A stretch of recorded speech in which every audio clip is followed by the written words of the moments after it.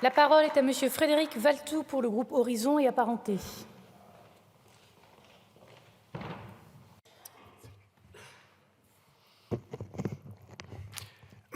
Madame la Présidente, Madame la Première ministre, Mesdames et Messieurs les ministres, mes chers collègues, l'article 49.3 de la Constitution est une disposition légale, c'est une disposition démocratique au sens où elle est inscrite dans notre Constitution. C'est une disposition pour dépasser les situations de blocage lorsque l'essentiel est en jeu et donner un cadre budgétaire à toutes nos politiques sanitaires et sociales, c'est un sujet essentiel.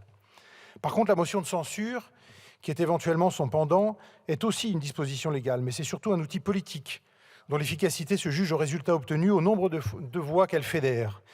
Et de ce point de vue-là, mesdames et messieurs les députés de la NUPES, le moins que l'on puisse dire, c'est qu'avec toutes vos motions, ce réflexe pavlovien, comme ça a été dit et comme je l'ai dit à plusieurs reprises, de dégainer ces motions, vous avez fait pchit. Vous avez fait pchit dès la première fois, vous avez persisté, puis vous avez refait pchit, puis vous avez refait pchit, puis vous avez refait chip, puis patatras, puis pchit. Ce n'est plus avec de vrais arguments politiques que vous montez à l'assaut à l'occasion de toutes ces motions de rejet, de renvoi ou de censure. Ce sont malheureusement des pistolets à eau que vous brandissez, avec l'idée certainement d'éclabousser l'arche, ça on a bien compris, mais quelques gouttes d'eau, ça sèche et surtout ça ne laisse pas beaucoup de traces. Et nous, motion après motion, nous vous écoutons.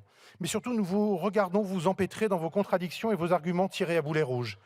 Nous vous regardons être de moins en moins suivis par vos alliés, être de moins en moins nombreux sur ces bancs à la soutenir, et nous regrettons que dans cet hémicycle, cet état d'esprit ait pris le pas sur l'échange constructif, comme pourtant nous pouvons le voir fait en commission à plusieurs reprises.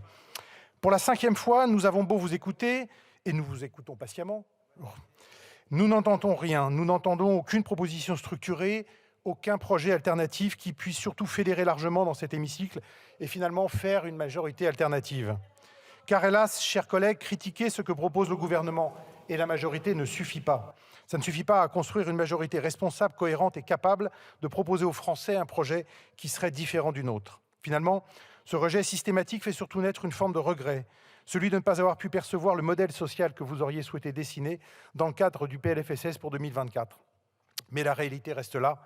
Vous avez plutôt opté pour les critiques, les mensonges, les contre-vérités, les approximations et les postures, dont acte, dont acte. Au nom du groupe Horizon, je salue ceux qui ont donné la primauté à l'intérêt général, ceux qui n'ont pas cédé à la tentation simpliste des carcans idéologiques. De la part du gouvernement, cette attitude constructive s'est manifestée par une main souvent tendue aux oppositions, reprenant notamment certains des amendements. Nous l'avons aussi, nous, majorité, repris certains de vos amendements en commission, et vous le savez. Rappelons quelques chiffres. En 2024, nous finançons 105 milliards d'euros pour l'hôpital. Nous finançons 254 milliards d'euros au titre de l'ONDAM. Nous finançons 294 milliards pour l'assurance vieillesse ou encore 58 milliards pour les dépenses de politique familiale. Tous ces budgets sont en augmentation et c'est inédit. Je le répète, notre majorité n'a pas à rougir de ces chiffres. Ces budgets, c'est la revalorisation des pensions de retraite de plus de 5%. Ces budgets, c'est plus de 3 milliards d'euros de revalorisation des personnels sanitaires, médico-sociaux et de la petite enfance. En parallèle, il nous incombe aussi de maîtriser les dépenses, quand elles peuvent l'être, grâce à des économies raisonnées, garantissant l'équilibre global du système, tout en maintenant les droits des Français. Je l'ai indiqué à plusieurs reprises à cette tribune depuis le début de l'examen du texte, il est indispensable de s'inscrire pleinement dans une trajectoire de maîtrise des dépenses publiques, à l'heure où la menace des déficits est présente et que l'inflation commence à refluer. Ce PLFSS poursuit cet objectif et se trouve dans la lignée de la boussole du groupe Horizon, selon laquelle chaque euro des Français doit être dépensé de façon juste et efficace. Dans ce contexte, nous soulignons un objectif national des dépenses d'assurance maladie qui reste dynamique en 2024 à plus 3,2%, accompagné de l'esquisse de réformes structurantes nécessaires et d'une trajectoire de 3,5 milliards d'euros d'économies fondées sur l'efficience de la politique de santé publique.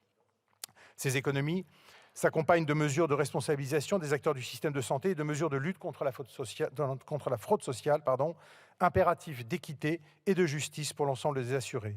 Le PLFSS pour 2024 s'attaque aussi à plusieurs priorités, dont l'accélération du virage préventif, la lutte contre toutes les inégalités d'accès à la santé et le financement de l'hôpital et des EHPAD.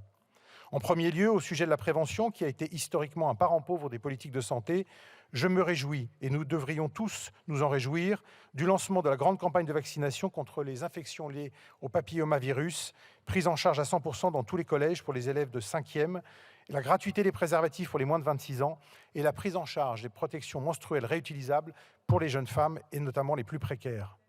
L'accès aux soins est une préoccupation majeure des Français. Là encore, vous auriez pu vous réjouir de plusieurs avancées prévues dans ce texte. Je pense notamment à l'élargissement des compétences des pharmaciens en leur permettant de prescrire des antibiotiques après la réalisation d'un test d'orientation diagnostique pour les angines et les cystites. Je pense aussi à la généralisation d'une expérimentation réformant l'organisation des soins dentaires, déjà déployée dans 10 régions et 26 départements. C'est une mesure de bon sens qui permettra de répondre aux besoins urgents de la population. Enfin, ce PLFSS marque une étape importante dans les réformes de financement de tous les secteurs. D'une part, il pose le premier jalon de la sortie du tout T2A à l'hôpital, que beaucoup appelaient de leur vœu depuis si longtemps et promis par le Président de la République au début de l'année. D'autre part, il entame une réforme importante du financement des EHPAD en donnant la possibilité aux départements qui le souhaitent de s'y inscrire, de fusionner les sections de financement soins et dépenses et de transférer son financement à la branche autonomie. Ce PLFSS représente ainsi un pas de plus vers le long chemin du redressement de notre système de soins. J'ai bien entendu quelques regrets, notamment sur les sujets liés au sport santé, liés au sujet des rendez-vous non honorés, liés aussi au sujet de lutte contre l'alcool et contre le tabagisme. Mais je sais aussi que notre politique sociale ne peut résider dans le seul véhicule législatif du PLFSS. Il faut engager des réformes structurelles pour faire évoluer notre système de santé. Nous allons le faire au niveau local, grâce au vote prochain de la proposition de loi que j'ai l'honneur de présenter et de rapporter sur l'accès aux soins. C'est un pas supplémentaire vers la territorialisation de notre système de santé, car oui, il faut faire confiance aux acteurs de terrain. Oui, il faut discuter de la question de l'efficacité des dépenses publiques au plus près de là où elles sont dépensées, en prenant en considération les priorités de santé publique et en garantissant des rémunérations justes et équitables. Oui, il faut aussi changer d'époque en matière de prévention. Oui, enfin, il faut obtenir des acteurs de santé qu'ils changent certaines de leurs habitudes. Moderniser notre système de santé passe par des réformes audacieuses qui, certes, bousculeront des rentes, bousculeront des habitudes, mais c'est à ce prix et à ce seul prix que nous pourrons le pérenniser. Nous sommes à un moment historique qui oblige chacun à débattre avec sincérité et donc avec l'envie de chercher des compromis et des solutions, plutôt que de s'opposer par posture et par plaisir. Cet état d'esprit, cette volonté de privilégier l'intérêt général plutôt que les intérêts partisans ne sont pas partagés sur tous les bancs de cet hémicycle et c'est bien dommage. Le groupe Horizon a pris, lui, toute sa part dans l'élaboration de ce PLFSS. Sur certains points, notamment sur la santé des femmes, il a permis des avancées très concrètes. En conclusion, le 49.3 n'est pas un déni de démocratie, mais un outil de stabilité de notre Ve République. C'est pourquoi, Madame la Première ministre, le groupe Horizon vous renouvelle tout son soutien et ne votera évidemment pas cette nouvelle motion de censure. Merci beaucoup. Merci, Monsieur Valtou.